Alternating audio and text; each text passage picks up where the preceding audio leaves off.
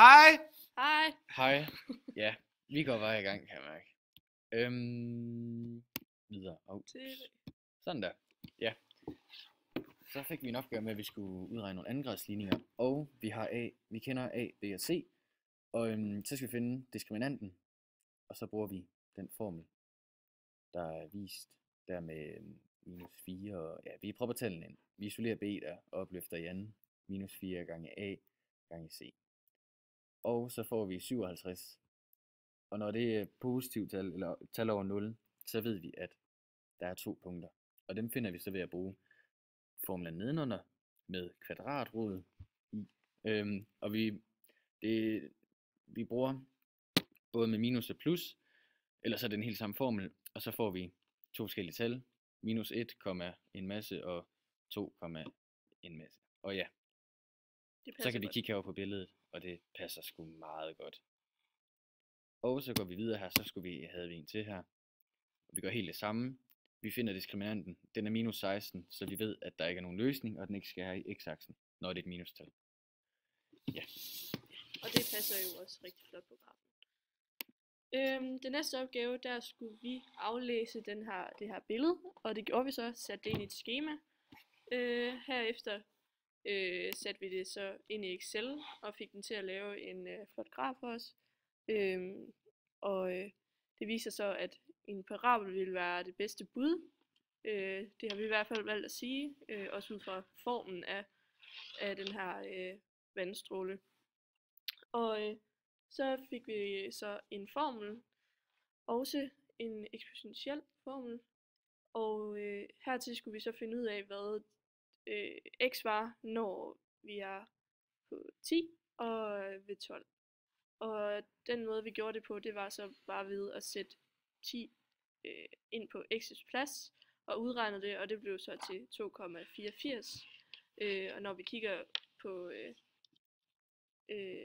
på vores graf, så hvis vi går ud fra 10, så kan vi se, at når vi går op, så passer det rigtig fint med de 2,84. Og ved 12, der gjorde vi det samme, satte den ind i formlen, hvilket så gav de her minus 0,84. Og vi kan så godt nok ikke se, hvor grafen den helt fører hen på den her, men vi udregnede til, at det skulle passe rigtig fint, og det ser også ud til, at det går i den retning. Yes. Så har vi nogle parabler. Hvad kan man sige om A for hver af de 3 parabler? Hvis A det er over 0, så hvis A det er positivt, altså over 0, så er parabolen glad, det vil sige at grenen peger opad. Og hvis A den er under, hvis det er negativt tal under 0, så er den sur, så de peger nedad. Og hvis A det er bare 0, så er den neutral og lige.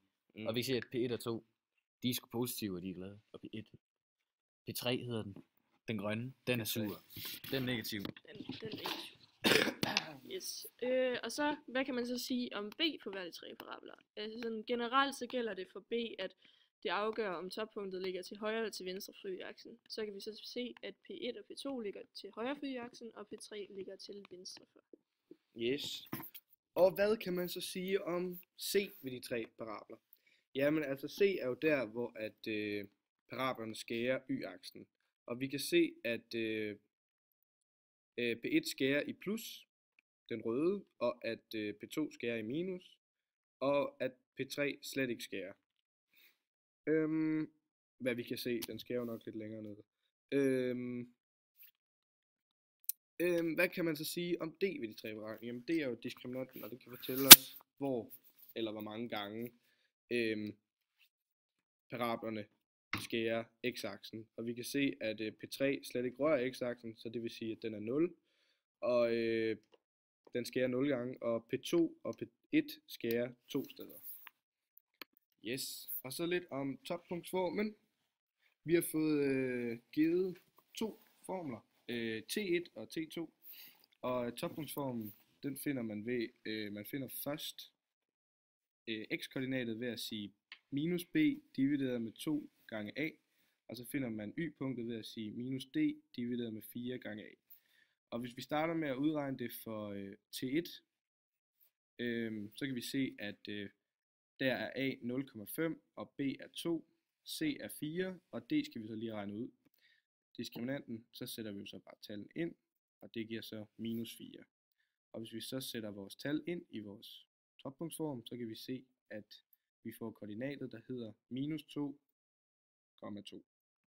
Og det passer jo meget godt, hvis vi går herover og kigger på den blå, at hvis vi går 2 tilbage på x-aksen og 2 op, så er det cirka der, eller det er der, hvor at den krydser. Og så har vi selvfølgelig bare gjort det samme ved den anden. Først udregnet diskriminanten, og derefter sat vores tal ind i de to formler. Og der kan vi så se, at den røde herovre, eller at den giver plus. Vi får simpelthen koordinater, der hedder 2,2. Og det passer jo igen rigtig fint, hvis vi kigger herover, at den røde 2 frem på x og 2 op på y, der har vi toppunktet. Yes, det var sådan set det, vi havde for i dag. Ja, Det var det. Kan I hygge jer? Ja, det er godt.